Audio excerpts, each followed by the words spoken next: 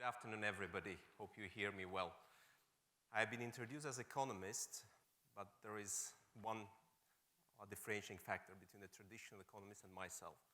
I am behavioral economist, and the major difference that behavioral economist thinks that people do make smart decisions, but they also make a lot of stupid decisions as well. We do believe that people make rational decisions, but we think they make and act irrational a lot of times.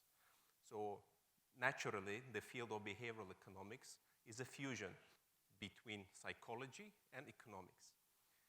And when thinking about this breaking the mold, I thought my psychology background may be a little bit of help in this case to help you to identify your journey, where it starts from. And when thinking about this, the first thing that came to my mind that every single journey of this life starts with understanding who you are, or what we call in psychology a self-awareness. After self-awareness, the second stage of your development will be a self-acceptance, and after the self-acceptance, you go into the self-love. And once you understand what is love, when you can feel it towards yourself, you can build a healthy relationship. And a healthy relationship is what a happy, meaningful, wholesome life is about. But this is a long journey. We will start today with a self-awareness. I tried to put everything into 3 boxes. This is a 10 years of experience in 12 minutes of time. And the concept of 3 boxes is my personal concept that I have particularly thought for this TEDx event, so there is no such a methodology as such. But what I hope that at the end, once you hear about them, you would not be self-aware, you wouldn't love yourself or anything like that. What I hope to achieve here is for you to trigger the commencement of that self-awareness journey. For the first part, for the first box that we need to unbox, I would like your help a little bit. You can see here a QR code, or alternatively, you can go to menti.com and enter the passcode 2172455. I would like to make probably the largest group coaching session held in Azerbaijan so far. I would need your opinion to unbox the first box that we all have. The question would be, what I want to ask you about the question, answer the first things that comes to your mind. Don't overthink this. Once you hear the question, the first thing that comes to your mind, you respond, okay? And the question is who you are. Who you are. Okay, just one simple question. The first thing that comes to your mind, tell me. Amigo, teacher, mom, Liana, human, Nihat. Nice to meet you, Nihat. Okay. So typically, there are 3 levels of answers to this question when you come to self-awareness. The first level of self-awareness is when you just state simple facts. I'm a human being, I'm a boy, I'm a girl, I am Azerbaijani, for example. This is the first level of self-awareness. There is a long journey awaiting you. The second level of self-awareness, and when we associate ourselves with the roles that we have, okay? I'm a father, I'm a mother, I'm a teacher, I'm a boss, I'm a leader, okay? Remember, roles are not your true identity. Roles, for example, for the first time I've been asked this question, the answer was I'm a father. And why my coach told me, you know, the father is one role that you play with your kids. But also, you're a leader at your organization, you're a friend with your friend, you're a colleague with your colleagues, you are a husband to your wife. Once you associate yourself with just one role, this role becomes playing a dominant role, okay?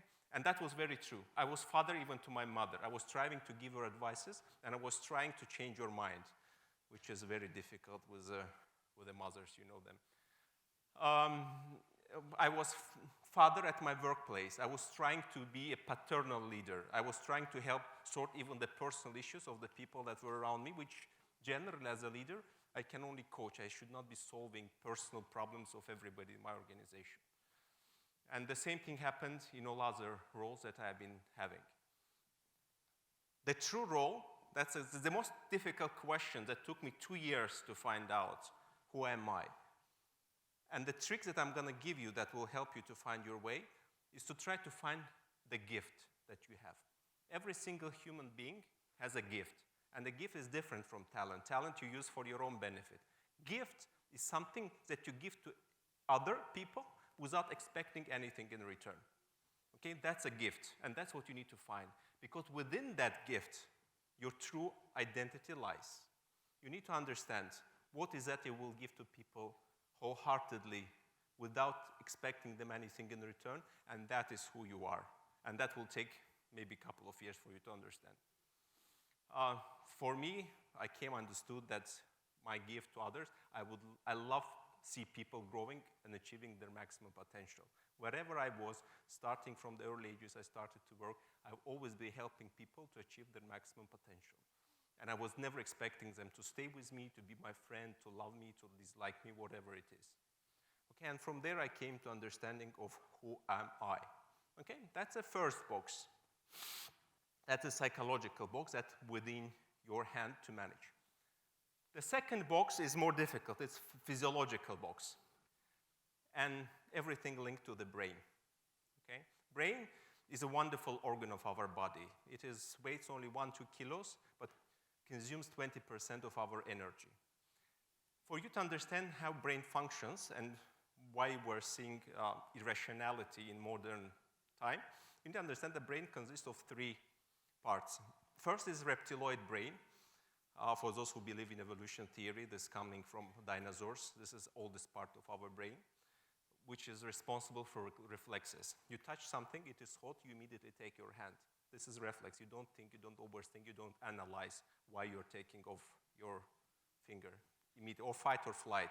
You're in a risky situation, you go into the fight or you run away. That's your brain. Reptiloid brain makes a decision on that. The second oldest part of our brain is what we call a limbic system. Limbic system is responsible for emotions. Okay? Hatred, amygdala hijack, and all of this coming from emotions.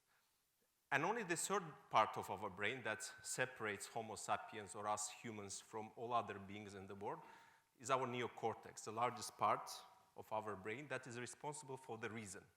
Okay? There is a problem with neocortex. It is the youngest part of our brain. That is why it is not very much respected by limbic system or reptiloid brain. Limbic system always overtakes the neocortex.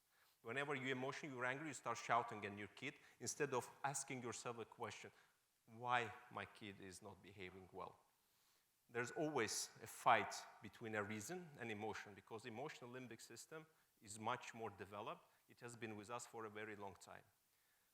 But still, because we're behavioral economists, we ask the question why. Why neocortex, despite being a larger part of the brain, cannot compete against the limbic system? And the reason is very simple. Our brain is very lazy. Okay? For the 200,000 years of evolution of the humankind, only the last 50 to 100 years we have been living in the valley of plenty, when we had enough food to eat 3 times a day. In majority of the period of this, except the last 100 years, we're always striving for the food. There was always a food shortage.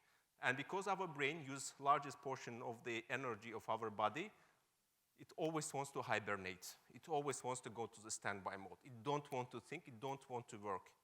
Okay? And this is the reason why many times, what Daniel Kahneman says, we go into system 1, we go to automatic decision. Brain don't want to think. And that's the reason why limbic system, which is more experienced, doesn't require a lot of things. It overtakes our neocortex. For example, we know that people, we're procrastinating, we want to enjoy life, we don't want to work hard. And our brain is specifically wired to procrastinate. Our brain actually wired not to be tolerant to the people who don't look like us. Because in 200,000 years of evolution, we never had enough energy to do that. In 200,000 years of evolution, people that didn't look like us actually usually came to rob us or to kill us. It's only after the last 100, 200 years of free market economics and capitalistic structure and living in the valley of plenty that made us what we are now. More tolerant, trying to think more, and it requires an effort at this stage to rewire your brain from 200,000 years evolutions to a modern life. Your brain is not wired for the success. It wants to lay down on the sofa and watch and get cheap dopamine from the social media. If you continue doing that, you will be a caveman. But if you stop this, you understand that this is not 200,000 years ago. Life has changed now. You need to stop and think and act on that one. And this is very easy when you're young, and it is becoming more difficult when you reach age of 30. Because to the age of 30, your brain is not very much developed. You don't have a lot of experiences. You don't have what we call neural links in your mind that you can use. Once the brain goes through experience, it creates a pathway, neural pathway in your brain. So whenever a similar situation happens in the future, your brain don't want to think too much. It takes that pathway and gives you the solution. By the age of 30, when you reach that, we call it in psychology, the immunity to change has been created. You don't want to make a new neural pathways because your brain thinks this is not efficient, waste of resources. You had this experience, just use it and go forward. And this is a very difficult stage. This is when you come to authoritative mindset. This is when you don't want to change. That's why people under 20, who are a lot of here, they're very keen to learning, and the people after 30, they are not keen to learn. They just want to use their experience. And there's one trick. I promise you to give us small, simple tricks to overcome this. Once you reach your immunity to change, the only way to transform to what we call self-transition, it's self-transforming mindset, is to ask only one question when something happens. What else can I do? Okay? Don't jump into what you did in the past. Stop and think. And this works every time when you need a reason. Stop and think. What else can I do? Okay? That is how you're not becoming a caveman, but you are becoming a progressive, success-wired person in this planet, in these times. And this brings me to the third box. Third box is actually societal norms and traditions that are putting us into some framework. You are born in a Muslim country, sitting here in Azerbaijan. Some of you are foreigners who are not born in Azerbaijan with its own traditions.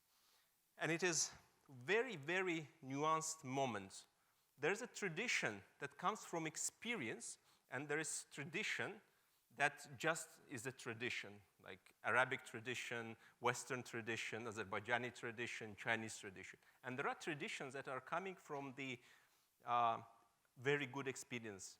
Nassim Taleb, in his book, Anti-Fragile, he makes a recommendation. Sometimes it is better to listen to your grandmother in an investment decision than to a Wall Street banker on the investment decision. Because your grandmother, who is advising you to invest in gold or real estate,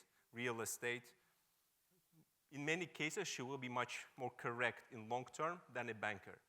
And why he says that? He says that something that has passed through the stress of time has been more anti-fragile. Anti-fragile means that from the stress, it doesn't break, it only becomes stronger. What doesn't kill me makes me stronger. Okay? From that perspective, the traditions that come from the wiseness and experience of the people who lived before you, this is actually the progress for the future. What's the purpose of giving a birth to the kids? Is to pass the knowledge of the previous time to the next generation. They take it from there and goes. And this is very important. We're living in the era of a lot of new ideas, okay? We can start same-sex marriages, men and women roles. We can talk about feminism and anti-feministic movements, and masculinity and feminism. A lot of new ideas that are being generated in the past 50 years that has never been discussed before. And when it comes to the time stress, only time will show them which ideas will remain in force and which ideas is actually an evolution in the humankind thinking. With this in mind, I would like to summarize this. So first box, remember, it's your who am I, your identity, self-awareness. Your second box is how you manage your brain. If you continue to act like a caveman, being lazy, not wiring your brain for success, you're gonna live the life of the caveman. Stop, think, ask yourself, what is else? And the third is tradition. And when it comes to tradition, always ask the question, why is that happening? Is it tradition for the sake of tradition that has absolutely no meaning? Or there is a huge experience of the ages and previous generations standing behind that idea and tradition. If that is it, consider it, okay? And make sure that your future is not reflected, is not affected by the new ideas that hasn't been around for a long time, didn't pass the time of stress. Thank you very much.